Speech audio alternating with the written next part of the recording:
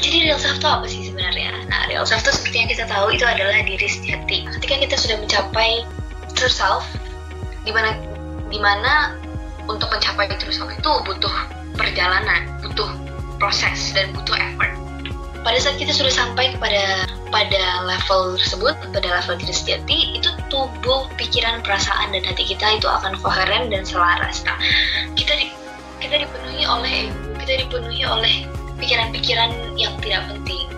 Kita tidak mengambil waktu, kita tidak take time buat diam dan juga bermeditasi untuk berkontemplasi sebenarnya apa yang kita pikirkan sekarang, apa yang akan kita lakukan, apa yang kita rasakan sekarang. Nah, tetapi ketika kita sudah melewati proses dengan bermeditasi, dengan berkontemplasi, dengan self-inquiry, mempertanyakan diri kita sendiri sebenarnya siapa kita. Nah, itu ketika kita sudah melewati semua proses itu dan kita sudah mencapai diri sejati, kita akan menjadi seseorang yang tubuhnya, pikirannya, perasaannya, dan juga hatinya akan koheren dan selaras.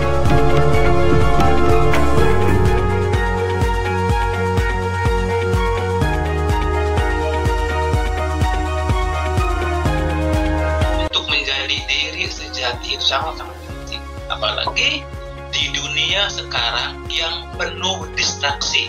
Bisa jadi nanti ke depan banyak kejadian yang unpredictable terjadi, karena ketika jiwa manusia yang ada di muka bumi ini tidak terhubung dengan Tuhan, maka akan terjadi peristiwa kejadian yang unpredictable. Itu harus sebuah konsekuensi. Kenapa? Karena jiwa manusia tidak ada keterhubungan dengan semesta. Itu tentang diri sejati. Assalamualaikum warahmatullahi wabarakatuh. Selamat siang, atau selamat sore, selamat malam teman-teman semua. Senang sekali bisa bertemu lagi. Di minggu ini kita mengaji lagi bersama, dan di minggu ini kita akan berdiskusi mengenai real self dan authentic self. Tetapi yang perlu diketahui dan yang paling penting untuk diketahui adalah bahwa authentic self dan true self itu slightly different. Jadi berbeda, dan sekarang kita akan we will put the emphasis on the real self. Nah, jadi real self itu apa sih sebenarnya? Nah, real self itu seperti yang kita tahu itu adalah diri sejati. Nah, diri sejati itu ketika kita sudah mencapai diri sejati kita, ketika kita sudah mencapai true self, dimana untuk mencapai true self itu butuh perjalanan, butuh proses, dan butuh effort. Nah, pada saat kita sudah sampai pada level tersebut, pada level diri sejati, itu tubuh, pikiran, perasaan, dan hati kita itu akan koheren dan selaras. Jadi apapun yang kita pikirkan, apapun yang kita rasakan, apapun yang ada di dalam hati kita, dan apapun yang kita lakukan, nah itu semua itu akan koheren. Karena seringkali terjadi di mana pikiran dan tubuh kita itu tidak selaras. Jadi apa yang kita lakukan dan apa yang kita pikirkan itu tidak selaras. Kenapa? Karena kita tidak terhubung. Kita tidak terhubung kepada semesta. Kita tidak terhubung secara penuh kepada pikiran kita. Kita dipenuhi oleh ego. Kita dipenuhi oleh pikiran-pikiran yang tidak penting. Kita tidak mengambil waktu. Kita tidak take time buat diam dan juga bermeditasi untuk berkontemplasi sebenarnya apa yang kita pikirkan sekarang, apa yang akan kita lakukan, apa yang kita rasakan sekarang. Nah, tetapi ketika kita sudah melewati proses dengan bermeditasi, dengan berkontemplasi, dengan self-inquiry, mempertanyakan diri kita sendiri sebenarnya siapa kita. Nah, itu ketika kita sudah melewati semua proses itu dan kita sudah mencapai diri sejati, kita akan menjadi seseorang yang tubuhnya, pikirannya, perasaannya, dan juga hatinya akan koheren dan selaras. Nah, kalau kita menjadi sesuatu yang bukan diri kita, itu akan menjadi beban. Ini kita kasih contoh ya. Banyak sekali kan orang yang di dunia ini tuh hanya menginginkan pujian, hanya menginginkan pengakuan, hanya menginginkan respon dari orang. Jadi apapun yang dia lakukan, mungkin memang dia melakukannya dengan kerja keras, dengan usaha. Contohnya seperti misalnya kita aja nih, misalnya kita sebagai mahasiswa, kita sebagai student, kita sebagai murid, kita kan pasti ada ujian, kita ada lomba-lomba. Nah, kita melakukan ujian tersebut, kita maksudnya mengerjakan ujian tersebut, kita berpartisipasi dalam lomba tersebut, ya kita pasti berusaha dong. Siapa yang tidak mau nilai bagus? Tetapi perbedaannya itu tergantung pada apakah kita belajar dan juga bekerja dengan keras itu untuk diri kita sendiri atau untuk orang lain. Apakah kita pada saat mengerjakan ujian itu kita benar-benar mengerjakannya secara fokus untuk nanti ya untuk menguji kemampuan kita, untuk menguji apa yang sudah kita pelajari sebelum-sebelumnya, atau kita hanya ingin mendapatkan hasilnya dan ingin memperlihatkannya kepada orang lain. Itu contoh pertama. Jadi apakah itu semua yang kita kerjakan itu untuk diri kita sendiri atau hanya karena kita ingin mendapat pujian dari orang lain? Yang kedua, kita sebenarnya tidak suka sama sesuatu ini.